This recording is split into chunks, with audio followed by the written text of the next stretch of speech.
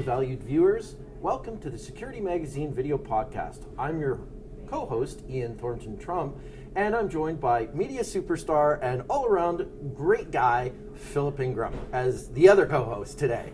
Ian, the check's in the post. Thank you very much indeed. Good to be here. Well, I can't turn Sky News on without seeing your face. And it's lovely because though you're covering Russia in depth from more of a military operational, we get to expand our sort of viewpoints on the various antagonistic APT groups. We're going to start, I think, with the easy one first, which is North Korea. I say it is relatively easy because other than some fear of a Japanese Godzilla coming ashore, they seem to be doing some strange things internally lately that we don't have a lot of visibility on. What do you think is going on? Well, North Korea, I've never heard North Korea described as easy because trying to find out what's going on is extremely complex. Yeah. And it's taking an awful lot of intelligence effort from, not just the United States, but Japan and the region. North Korea's been controlled still by China very much.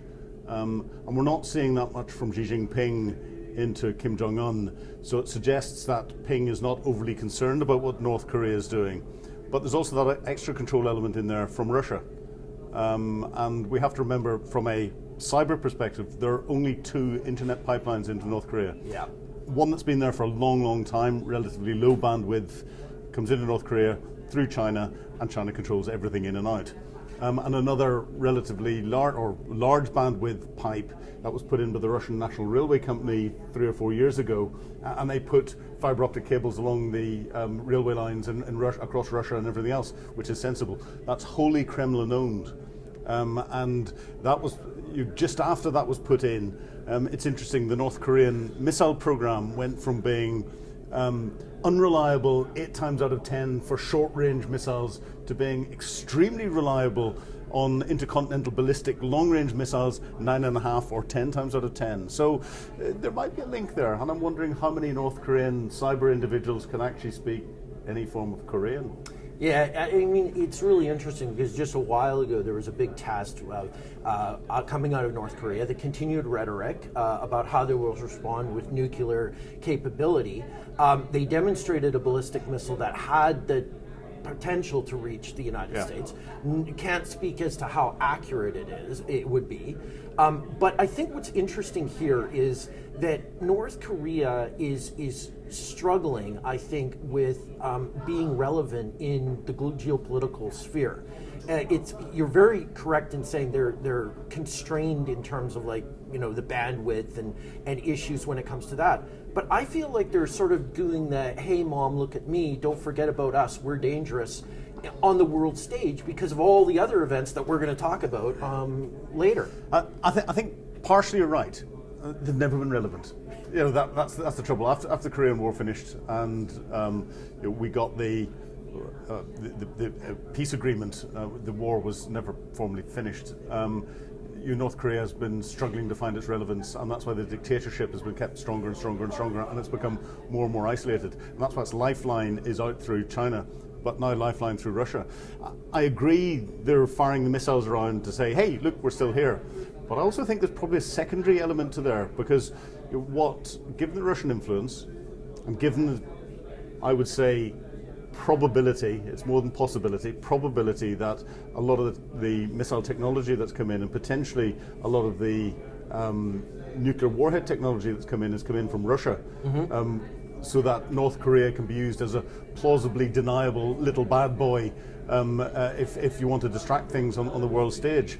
Given what Putin's doing into Ukraine, North Korea down in Southeast Asia firing a few long-range missiles around and flying them over the top of Japan and everything else is actually taking a little bit of the focus of US intelligence, US military capability, and the focus of Southeast Asian military capability and potential arms supply and everything else, and keeping it regional Southeast Asia and not focusing it more into Ukraine and supporting Ukraine in the fight against Russia. So it's sort of splitting capability in a way that is potentially helping Putin. I don't know how much there would help Putin, but stopping additional capability being brought to bear against Putin in Ukraine. And I think that's partially, or could be partially, why North Korea are firing these missiles out every now and again, because it's suggesting that you've got more than one front, and America will be keeping some back because of that.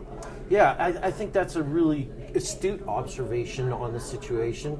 I hadn't thought that maybe North Korea was being a distraction and benefiting, shall we say, the protagonists. Now, you've been talking about Russia. You mentioned Russia. I think it's time to segue into Russia. Is there something going on in the world which Russia's involved in? There is something. Now, let's look at it from a couple of different lenses, right? Yeah.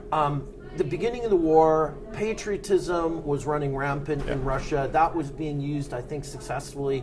We're in a situation where this war has become very demotivating, I think, for Russia, for the Russian military-industrial complex. Any thoughts around who might be winning the propaganda war right now? Well, it's interesting. The thing that forced Russia to withdraw from Afghanistan, when Russia left Afghanistan, were the mothers of the soldiers who had got killed. That's right, yeah. It was the bodies that are going back. And given the level of casualties that are going on at the moment, estimates of 80,000 plus. Oh, plus. And we have to remember, for every dead, there's 3 to 5 severely wounded that are going back and will probably die because Russian medical facilities aren't good enough to look after them. But the burden that there is on poor families and villages and all this is extreme. And therefore, you're getting people, instead of following the patriotism and believing what they're seeing in the press and on the TV, suddenly going, actually, what is happening?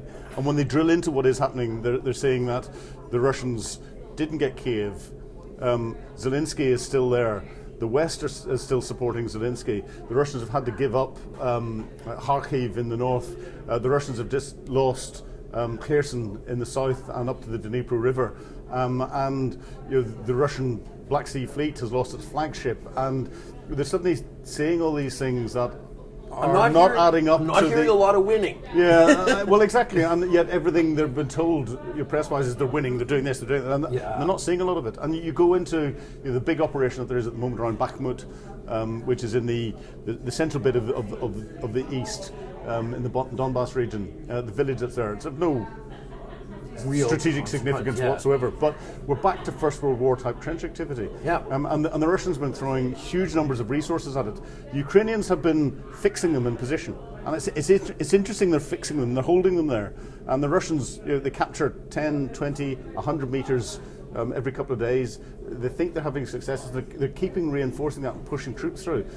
The Ukrainians aren't really doing anything apart from fixing them, blocking them, stopping them. Now, it's costing huge numbers of lives and huge numbers of pieces of equipment. Tens of thousands are getting killed in that particular area itself. But all of these new reservists that the Russians have called up are just being fired into there as cannon fodder. That's right. Some of the descriptors that I've seen on both the Ukrainian channels and the Russian channels, tie in with it just being a slaughter, and it's horrible. It really is horrible. It's interesting because historically that area is soaked in blood. Yeah. The Wehrmacht versus the Soviet Russia. It's really interesting to me to see this territory fought over again. And right now in the winter months, it is truly miserable. Yeah. And any sort of progress is going to be, like you said, measured in hundreds of meters. However, what I find fascinating about all of this is the Western responses to the Ukrainians' requirements for continued ISTAR capabilities as well as weapons on the ground.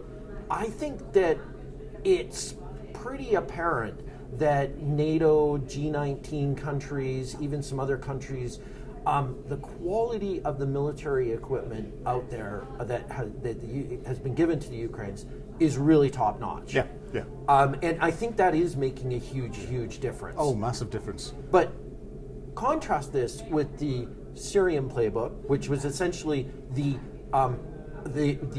I would say the evolution of the Russian military tactics. They're turning the cities into rubble. Yeah. Are we talking about war crimes on a massive scale going on in the Ukraine, because every time you send a ballistic missile or something like that and it hits a power generating station, that's civilian infrastructure. It's shocking. Oh, Russia's thrown out the international rules-based rule book when it comes to war. They're committing war crimes on a daily basis, and therefore, they're reckoning on the principle: are we ever going to be able to take Vladimir Putin to The Hague or any of his commanders? Highly unlikely. Highly unlikely. So they'll continue to do it. They refine their tactics in Syria. They have got nothing else that they can do. The Russians. The Russian warfighting tactics are all around different maneuver formations, and the battalion tactical group, which has got tanks and armoured infantry and artillery and engineers able to do stuff, will work brilliantly if you've got commanders who know what they're doing, who've got freedom of action, know what the ultimate objective is, and can manoeuvre these complex formations around. And also react to the situation on the ground using comms, but unfortunately every time a colonel or a Russian general turns on a radio, let's just say bad things happen. Well, they can't find them afterwards. They run away, but they tend to run away vertically, and then bits of them horizontally, very fast indeed. But and this ties in with the wider support that's coming in from the international community. If you look at the open source aircraft tracking capabilities that are out there, Flight Radar 24 and ADSB and various other bits and pieces, which we're completely addicted to. Of course, you can see surveillance aircraft bracketing the whole way around Ukraine on a daily basis, and the quality of the picture that will be provided to the Ukrainians is phenomenal, and the accuracy, as you said, of the weapon systems that come from the West is phenomenal. So the impact that has on attacking command and control structures, but also attacking logistic hubs, concentrations of troops, and all the rest, it's phenomenal. Whilst the Ukrainians are using all of their own tactical capabilities and some innovative capabilities like commercial off-the-shelf drones and everything else to good effect. And that's just destroying the Russian morale and killing lots of Russians and destroying lots of equipment. But they're doing that in a way that they're very carefully controlling what they do in the battle space. It was fascinating. They initially attacked into Kherson in the south. Everyone thought that was going to be the major counteroffensive. We're waiting for that to go, and then all of a sudden they take Kharkiv back in the north. We didn't see where that was coming from. Then they switch and go to the south. The Russians don't know where they're coming from. Exactly. Ukrainians control what is happening in time, space, and location, which is space, of course, and they're continuing to do that. The thing that's slowing everything down in the minute, and you touched on it, is the ground. The ground is so soft that even tracked armoured vehicles will get bogged in. They get sucked into the mud because it just sticks. So you can't manoeuvre armoured formations in the way that you need to, and you start putting armoured formations down roads and tracks, they're dead. You can defend roads and tracks and easy. This is why the part of the supply lines for the Ukraine are abandoned in perfectly working condition, vehicles that have bogged down when they tried to retreat, right? I want to talk cyber. Yes. Because I made this observation yesterday when I was doing a keynote that there's an inflection point in cyber marketing in the vendor space. It was the fear of the global Russian cyber war that really never happened was one route that you could take your marketing department on in that journey, and the other was support for the Ukraine. Right? So let me put it to you straight.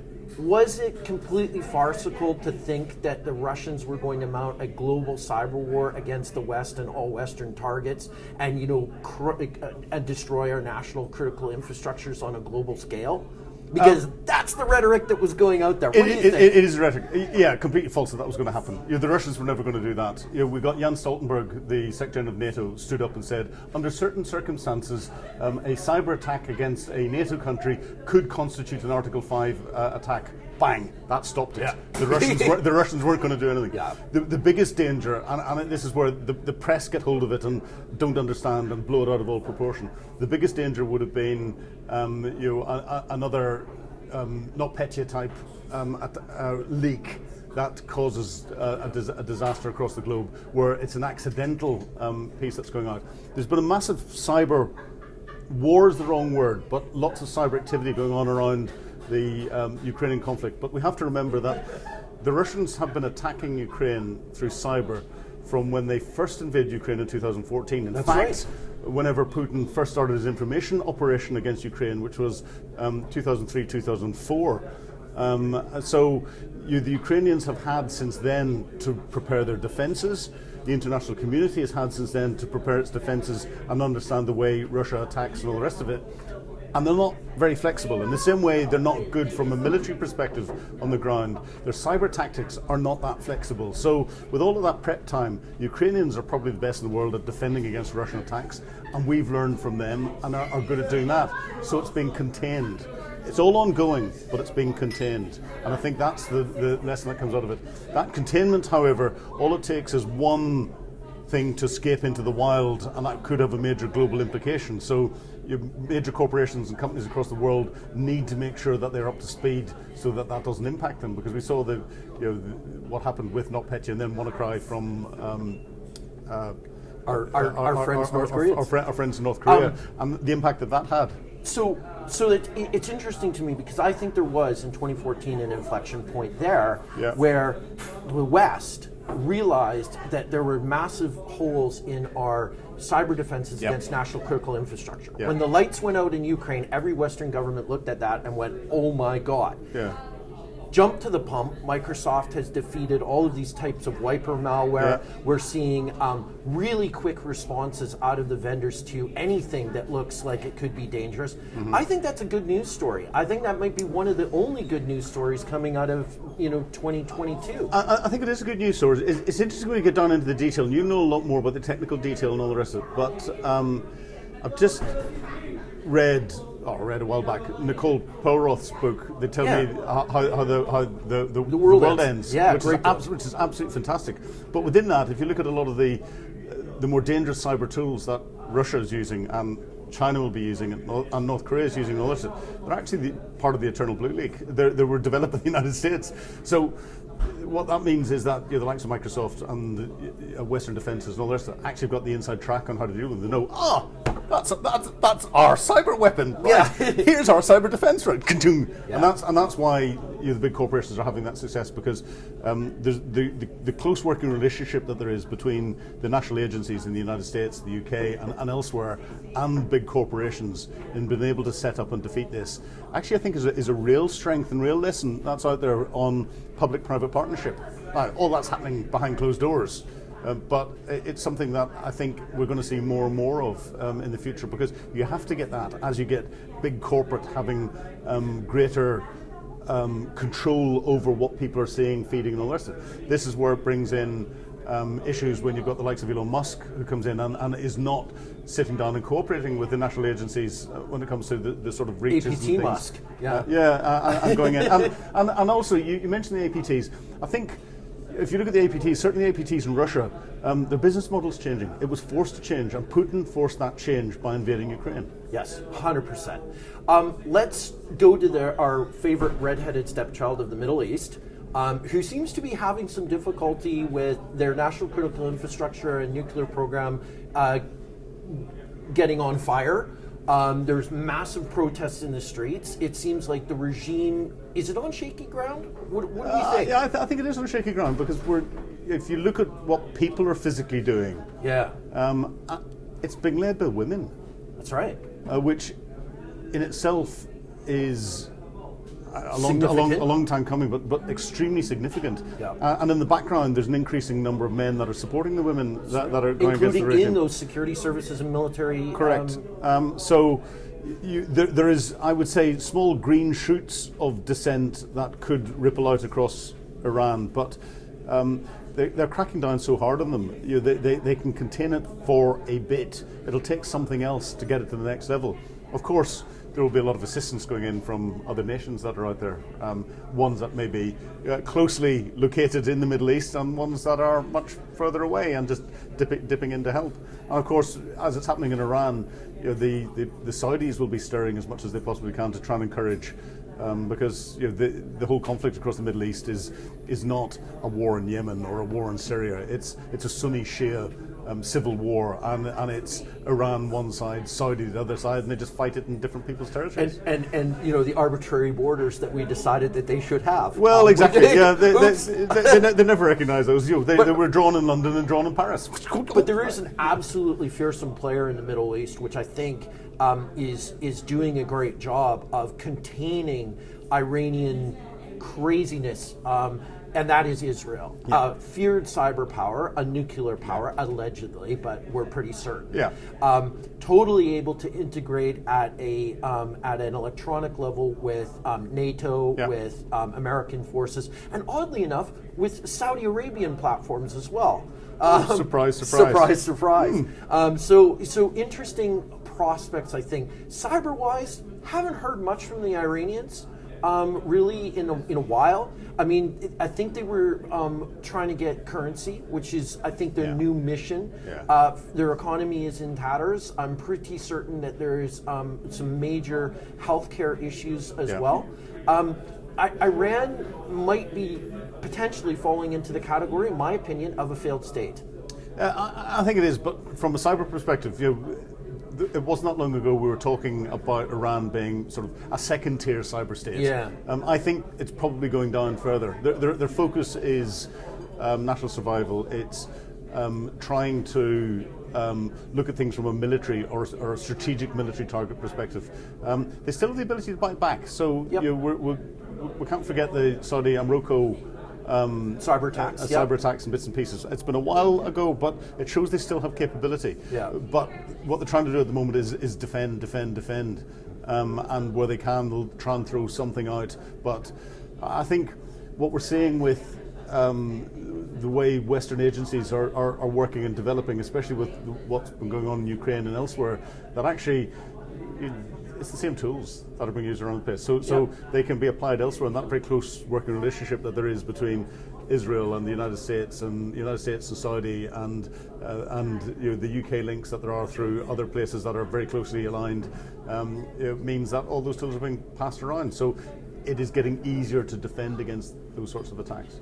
And then we have, of course, the difficult one, the frenemy, if you will, of the APT groups, China. Yes. Interesting developments in China. So first of all, 2023, are there going to be hostilities, or are we going to break out into war with Taiwan? No. I agree 100% with that assessment. That's the easy one. I think they're playing a really long game. But what is interesting is maybe the regime of Zhao, is that going to be cut short? I don't think so. Again, interestingly, we're seeing small green shoots of dissent that are but it's around the COVID lockdown, and that's hitting the Chinese economy enormously. And as it is the Western economy, well, it is this cycle of stupidity. It is, and that's why the West isn't exploiting the opportunities that are being given by China. China's economy tanking, but I think the real difference in China is the haves and have-nots. The haves have always got. They don't really care about the lockdown and everything else. Right. The have-nots, and that number of people are increasing. There's the people at the top of the have-not scale are the ones that are working in the factories and all that, and just making enough money for them and their families to survive. Right. Whenever the factories are closed down, they're not making the money, so they're getting into that real poverty. Well, we cycle. saw those riots at Foxconn, and it's those we class them here as middle class. Higher level blue collar and white collar workers. It's those individuals that are being greatest affected by all of the lockdowns and the impact on business, and are being pushed right back down into the desolate side of things. And that's where the dissent will start to come out. But China's still got the ability to stomp on any dissent that comes out very quickly indeed, and we're seeing them doing that. And from a cyber perspective, they've got a lot of plans in place to continue their ability to influence across the globe. They're probably the single biggest threat actor that's out there from a medium-term and long-term perspective, and they're still developing that. I agree, and it's interesting to see what the response has been from the United States and other countries. It's like when China says, hey, look, we've got this really dangerous thing, right? The Americans kind of sniff and go, yeah, well, we've got a lot more dangerous things, and we're going to slowly show a few off. The next generation, B-21, is now going to be sort of made publicly. I think even as of the date of this podcast, we'll get our first looks at it, and apparently it is quite something. It is, state of the art. Now, whether or not it's state of the art and reliable will be the big question. But anyways, I think that's a look at our 4 protagonist nations. Any sort of final thoughts or predictions you want to leave with our audience on our festive show? Well, I think the big thing that comes to me in this is we've got 2 groups here, and we need to be careful. The 2 groups are those countries that think in prime ministerial, presidential, and relatively short periods of time. So 3 to 5 years, what's going in. But more importantly, their leaders are thinking in what's tomorrow morning's headlines or tweets going to be. Then we've got people that are thinking in multi-generations. And this is where Putin was in there. He's wobbling. But Xi Jinping can think multi-generations and work things very, very long term. And he's developing and building his forces, conventional forces, up to the sorts of numbers where 5 new B-1 bombers aren't going to make a difference against what he can start to throw at it because of the reliability and everything else. And we need to be careful of that and watch that. The Chinese Navy are producing the equivalent in size and numbers of ships of the British Royal Navy every year. Yeah, startling. Submarines can only carry so many torpedoes. If there's more ships than there are torpedoes that you can carry, and we're seeing our defence industrial base actually been caught out with trying to resupply Ukraine and everything else, and running down our stocks. I think our countries are going to have to look at defence in a completely different way, and defence industrial base, and there's a lot of lessons to come out of this. Yeah, I think that's a really good sort of a synopsis of the impacts that we're going to see on the longer term as countries become a little bit more, I think, guarded in terms of how they're going to approach global issues. Yeah. I think what I'm going to see is I think more cyber and intelligence services are going to be turning inward as these various events are happening in countries like Iran and, as you pointed out, in the wider Middle East conflict. I think that, the constant rhetoric of North Korea is sort of like the background noise to a lot of things. Yeah. So I don't think we're going to see anything major going on with them. But, the ones to watch, like you said, was Russia and China. Yeah. It will be really interesting. And I think they are pulling away as sort of being grabbing the stage, if you will, of a more protagonist, a more confrontation with the West and Western ideas than we've ever seen coming out of them before. Yeah. So, they're outmaneuvering us, but in time, because they can think further ahead, and they can see where we're going politically. And remember, they're stirring our politics internally. So they're causing a lot of the dissent, they're causing a lot of the disruption in the UK, in the United States, and elsewhere through their information operations and through other operations. And they're sitting there laughing as they plan things. We have to be very, very careful. I think those are great words to follow.